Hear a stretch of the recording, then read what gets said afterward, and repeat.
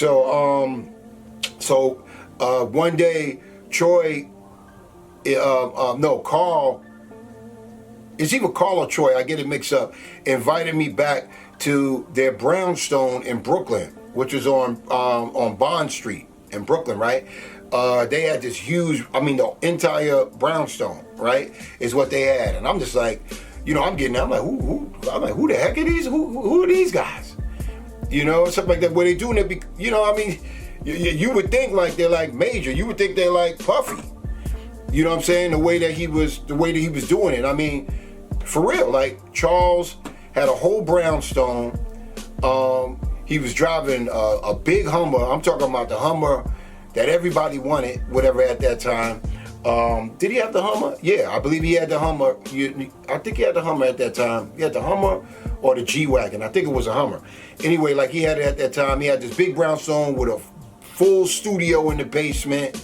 It was sexy. About 3-4 floors of greatness. He kept it clean. It just was on point. And I'm like, who the heck is this guy?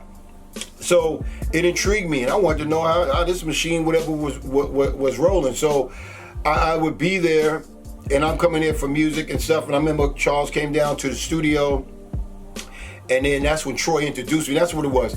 Carl introduced me back to the Brownstone, and then when I was there at the studio, Troy introduced me to Charles. That's how that happened. So anyway, so being there and I'm writing, and stuff like that, but mainly Troy's writing that's his joint. And I ain't gonna lie, I'm sitting there learning a lot, whatever, with Troy. Troy is fantastic. Even to this day, I think he does classes and stuff online and things. Troy was like that. Like he basically saw me playing video games, right? And this was a click. He told me, like, if you could press those buttons and play video games, then you can come over here and learn this board. And sat me down at the board.